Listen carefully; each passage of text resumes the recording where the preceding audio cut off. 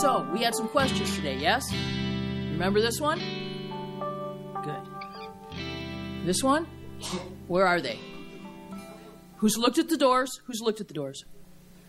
Who's going to look at the doors before they leave? This question?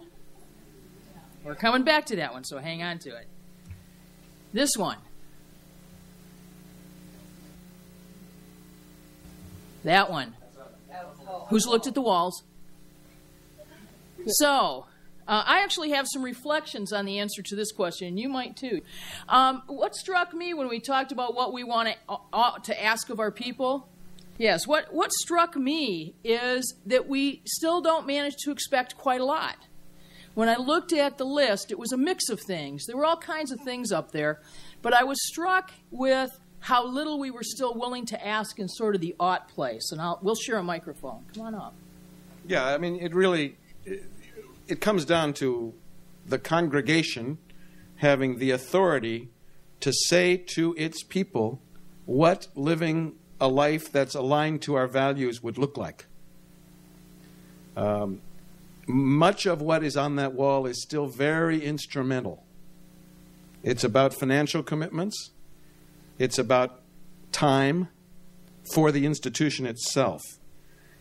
There is some up there that is more specifically about how we want to live our lives and less idolatrous in the sense of the idolatry of the church itself or the idolatry of community that we were talking about before. This is not a big surprise. I mean, our institutions are governed that way. With themselves at the center.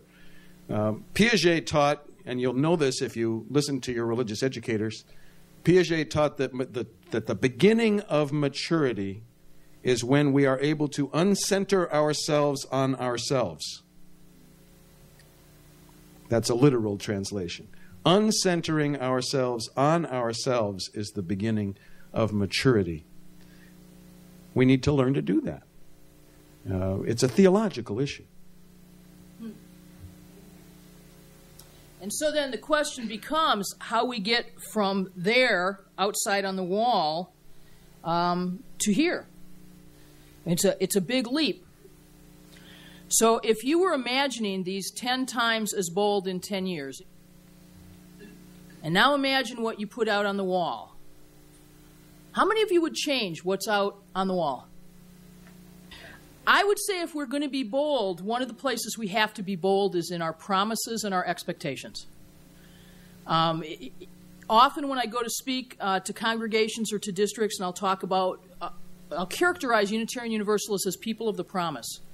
That what makes us unique in the American landscape is that we're a body of folks who are held together by what we promise each other. And sooner or later, if it's in a congregation, somebody will pull out a hymnal and they'll refer to the purposes and principles. We'll say, that's what we promise. And it's not. That was an agreement made 18 years ago that has to be reviewed every 15 years. It's a place where we are today. But it's a congregational promise. It's congregations saying to each other, this is what we'll do. And in terms of expectations, it's relatively low. So the question is, in your congregation, what are you willing to promise each other so that you can imagine your way to being 10 times as bold? I would say you can't do this in isolation. That if you're going to imagine being 10 times as bold, it actually speaks to a need for us to encourage each other to boldness and to expect boldness and to expect a sense of how we might live in the community that's different than what we do today. So, good question. So we started with values, yes? We remember this? That was our first bowl. And inside of those we said there's a mission. Up there it went. And then we had a covenant. Slid in ever so easily once we're clear about our values and our mission. And if we put all of those together, we have something about how we think we should be, what we agreed to do together to make the world different and better, and then how we agree or promise to be together while we do that. Those are sort of the pieces. So the next thing that we need to do together is one question only that you need to discuss for about 10 10 minutes.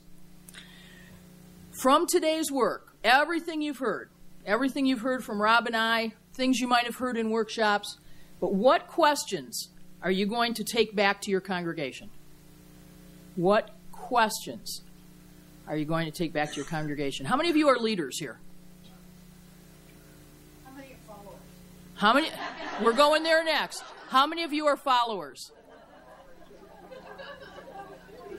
Okay, everything good I know about being a leader, I learned by being a follower. I still do that all the time. So, what are the questions you're going to take back to your congregation? And let's do this by way of a promise. What questions do you promise to take back to your congregation from your work today? Ready? Go.